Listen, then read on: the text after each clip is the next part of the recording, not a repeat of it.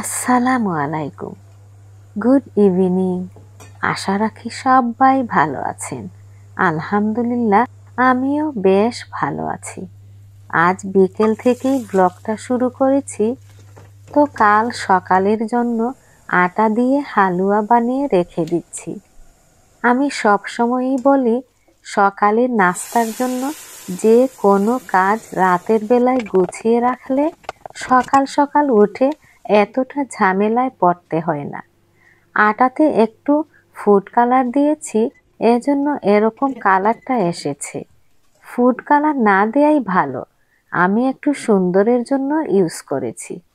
তো হালুয়া বানিয়ে অনেক কাজ ছিল, তা করে রাতের খাবারের পর আগামীকালকের জন্য আমি যেভাবে কিচেন পরিষ্কার করে রাখি সেটাই শেয়ার করছি। অবশ্য প্রতিদিন এভাবে হয়ে ওঠে না, তবে প্রায় দিনই পরিষ্কার রাখার চেষ্টা করি। তো এই তো আপনাদেরকে দেখাচ্ছি আর নিজেও দেখছি, একটা শান্তি অনুভব করছি। আবার ভালো করে দেখে নিচ্ছি কোনো কিছু ডিসপ্লেস করে রেখে দেইনি তো। আমি সব সময় এরকম করি। আপনারা কি এরকম করেন? কমেন্ট বক্সে জানাবেন। Good morning everyone. তো সকাল সকাল উঠেই কিচেনে যাবার পথে কি কি চোখে পড়ছে সেটাই একটু দেখিয়ে দিচ্ছি। কারণ রাতেই যতই না গুছিয়ে রাখি, মর্নিং টাইমে এসে একটা না একটা পাবোই পাবো। ঘুম থেকে উঠে আমার প্রথম কাজটাই থাকে এগুলো খুঁজে খুঁজে জায়গায় রাখা।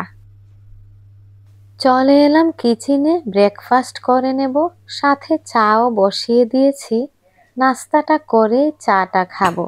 হাজবেন্ড এখনো নিচে আসেনি, ও আসলে তারপর দুজনে একসাথে মিলে চাটা খাবো ইনশাআল্লাহ।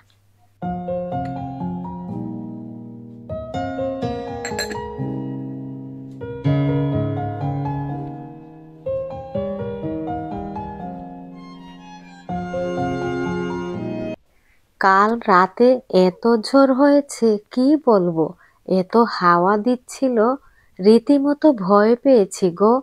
কিন্তু আজ সকালটা কত সুন্দর, মাশাআল্লাহ। তো চলেন আজ দুপুরের খাবার খেতে খেতে ভিডিও শেষ করব। তার আগে বলে নিই, ভিডিওর কোন অংশ যদি এতটুকু ভালো লেগে থাকে প্লিজ লাইক, শেয়ার এবং সাবস্ক্রাইব করবেন। আগামীতে আরো একটি নতুন ভিডিও নিয়ে আসবো ইনশাআল্লাহ। আপনারা সবাই ভালো থাকবেন সারাক্ষণ সারা জীবন। আল্লাহ হাফেজ।